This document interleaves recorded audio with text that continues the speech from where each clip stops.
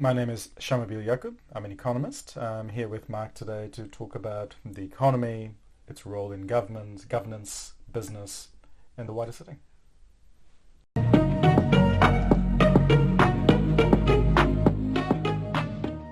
Hi, welcome to Governance Bites. I'm Mark Banicevich, and today, once again, I have the pleasure to spend time with my friend Shamubeel Eaqub. Shamubeel, thank you very much again for your time. Pleasure. You're an economist, quite well known in the New Zealand market, right? You're in the media on occasion. You've worked at NZIER, you've worked at JBWere, you're a CFA. You're also now on a number of boards as well, and have been for quite some time, right? So quite an experienced director now, as well as advisor to boards. And as an economist, I expect that some of the value that you would bring to a board is a very broad understanding of the political, social and environmental context around the company. Why is it important for boards of directors to have current knowledge of political and environmental factors? Well, because it's essentially, if the business were a fish, it's the water you're swimming in. It's the context, right? It's what's going on around you. And you have to suit yourself, or you have to tool yourself to be able to respond to that.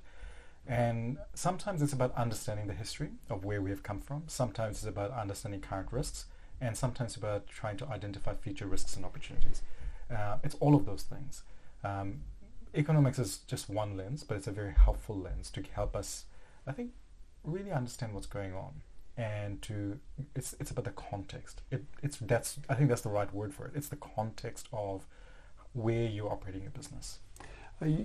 Recall you also said last time we caught up around you've got the economy broadly, and then you've got the industry that the business sits in, and then you've got the business inside that, and all of those things will have factors that influence the business itself. It doesn't operate in a vacuum, as you say. Absolutely. So, I always tell my audiences that, just because something's happening in the national economy doesn't mean that's what's happening in the industry, nor does it mean that's what's happening in your community, nor does it mean that's what's happening in your business. So you have to understand all of those things, but you have to be able to make sense of it. And in that sense making is where the value is added, because that's when you discover where your strengths and weaknesses are. Right. We recently changed government. Can you provide an example of when knowledge of the political environment was particularly important in a board decision? Look, we knew with a change of government there would be big changes in housing policy, for example, and that meant that those businesses or organizations that were dependent on previous policies had to think really hard about what they would do in the future, because essentially their business environment had shifted radically. And we're still going through that, because when there's a change of government, quite often there'll be a pause on old programs and an invention of new programs. And there is probably a good 12 to 18 month period when you're just sitting in this kind of vacuum. So a lot of businesses have to learn how to kind of navigate that period. So it's not just housing, it could be in infrastructure, because infrastructure projects are on pause, or it could be in a whole range of other things. We also know that, different governments will respond differently in terms of what they regulate, how they regulate, how much they tax, how much money they spend on different things, how much infrastructure they invest in, or what type of infrastructure, all of those things, right? So it's, again, quite context specific, but understanding the wider context means that you understand what the runway looks like because of this external change that's taking place. Right, and you alluded before to understand the risk factors and the risk of a change in government when policies are tended to be announced leading up to an election. It gives you the opportunity as a director of a company to predict what the impact could be on the business and then adapt to it if the change happens, or whatever it may be. Well, it's a little bit more complicated than that in New Zealand, because we have MMP. So as a result of that, we don't get what was announced in the election campaign. So there's a lot more uncertainty around the final form of what kind of policies will come through. And so there's a little bit of, you have to be responsive to what's coming. But what you can do is you can prepare yourself, and you can know that here is the broad range of ways things might change. And so, you still have to, I think, be quite reactive, because you can't be fully proactive because you don't know what you don't know. But it's important for you to understand that change in politics can have a really big impact, and knowing that can help you not do silly things and not overinvest in things that might get turned off or whatever it might be. So knowledge is power, right? Yes. And as an economist, that's kind of what I hope I can provide to my boards or to the boards that I sit on or the boards that advise, is how do you contemplate this shift that's coming? And some of the things that I think happens is not just around a particular shift in government.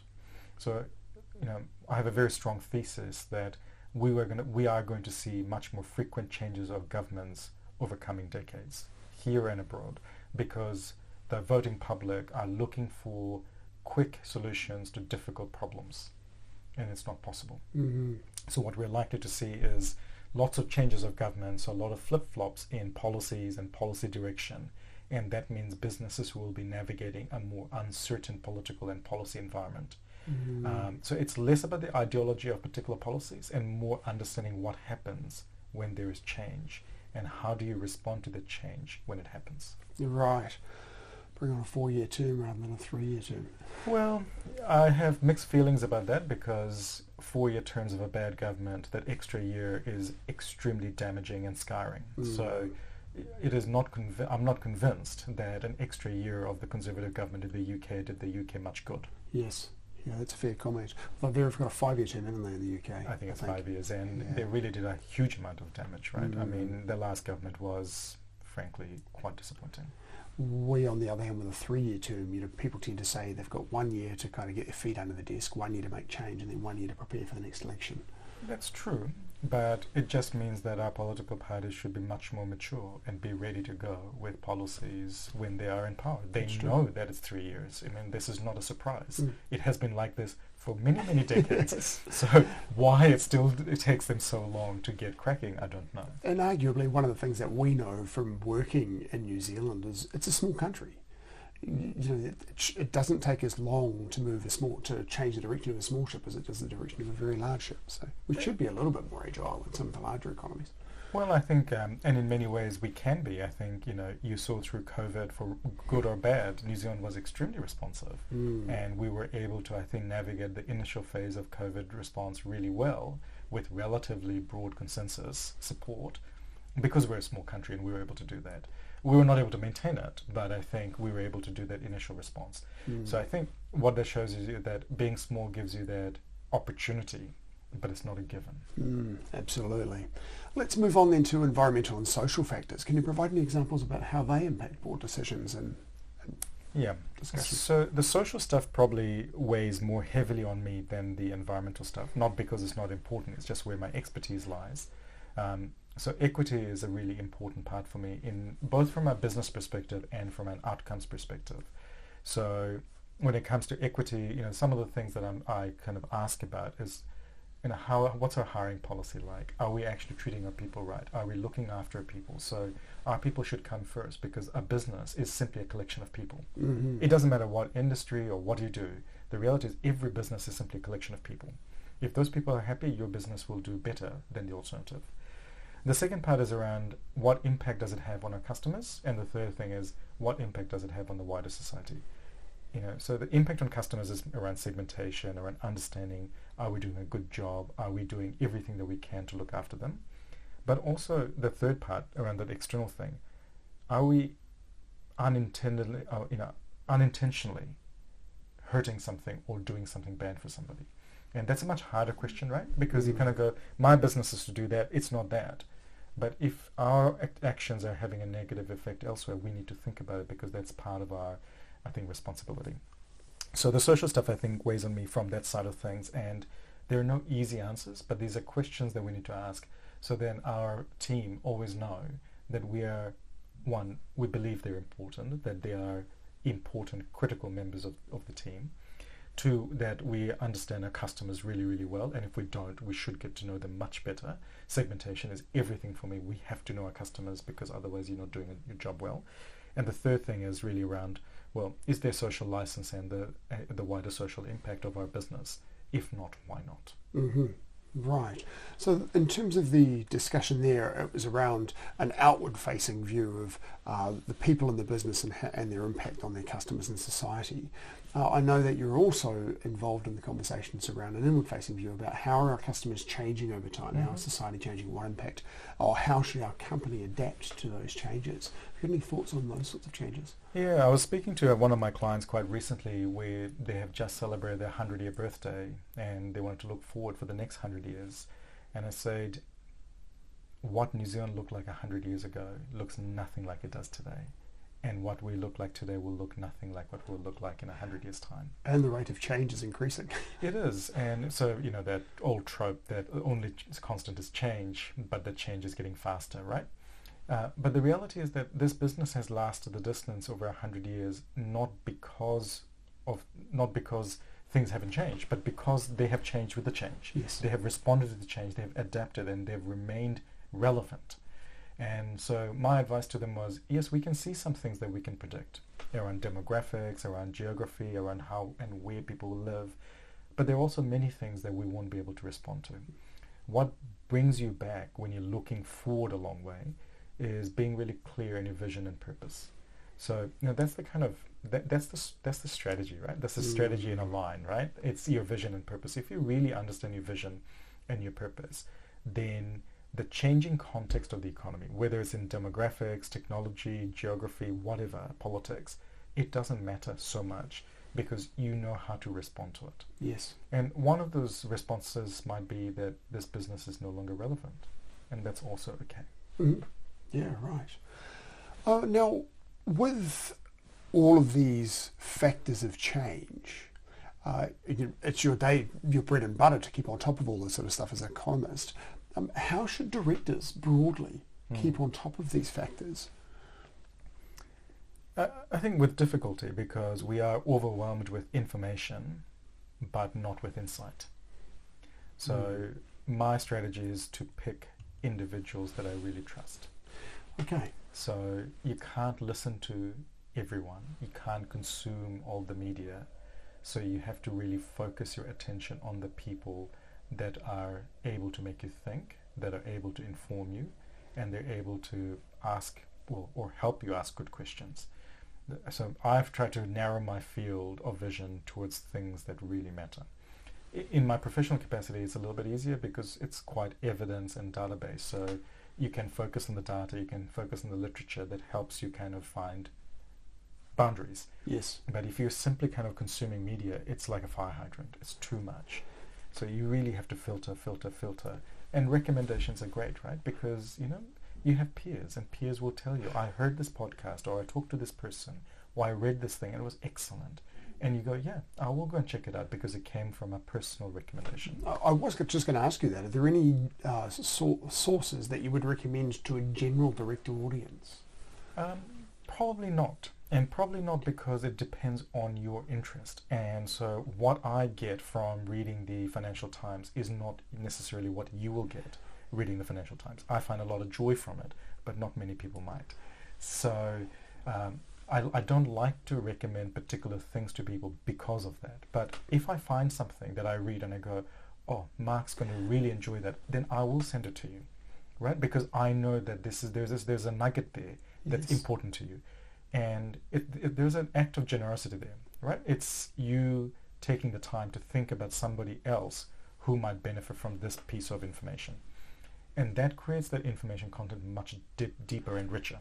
So I won't make a recommendation because of that, because I think it's a little bit horses for courses, but you know what works for you. Yes. So narrow your focus on the things that you really care about, but be open to exploring new things when it comes with strong recommendations from people you trust. Right, and as you say, if you have a particular piece that is targeted at, that you think would suit a particular individual, passing it on to that individual is a great way to go.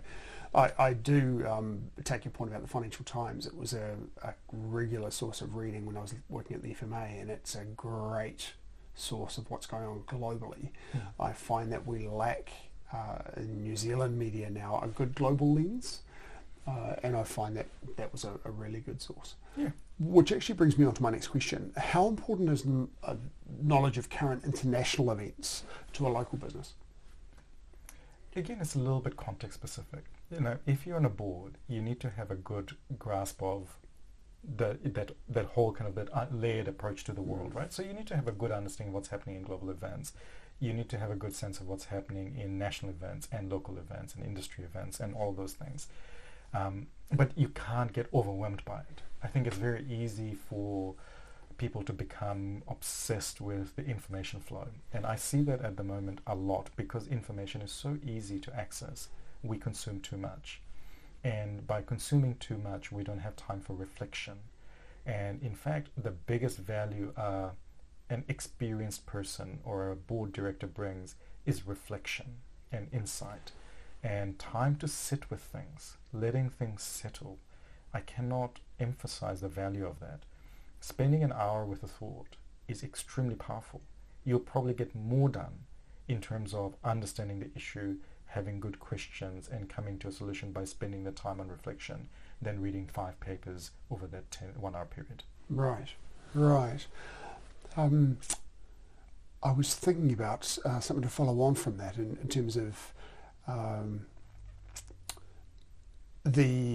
of course, the international knowledge will be very dependent upon the context of the business that you're working in. If they're an exporter, for example, and we have a luxury in New Zealand that we are at the bottom end of the world, and a lot of the significant global events don't have as material an impact on us as they do on countries, for example, in Europe and Asia. Sort of. They will certainly depends on what your business is. Yeah. Yes. Yeah, absolutely, it does. On your business and on your industry, but we have got this kind of have some distance bubble around us that can keep us safe from a lot of events. But Mark, I think that's also the reason why that awareness of global events is really useful, because you've got the lead time.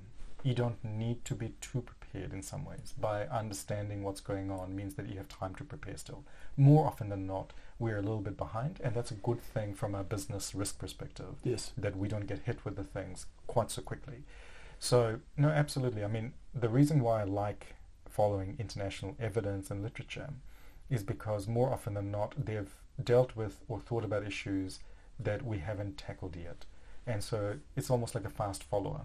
Somebody's already done a lot of the thinking for you. Nothing's new, right? Nothing in this world is new. So we have this extraordinary luxury of being able to lean on the bright minds from around the world to be able to understand our context. So there is a small amount of translation that's required, but those global events, the global literature, the global research can quite often be translated into New Zealand context with a small amount of effort. The other challenge that I find is quite often we may not be hit by the primary impacts of a global event, but we'll often be hit by the secondary impacts.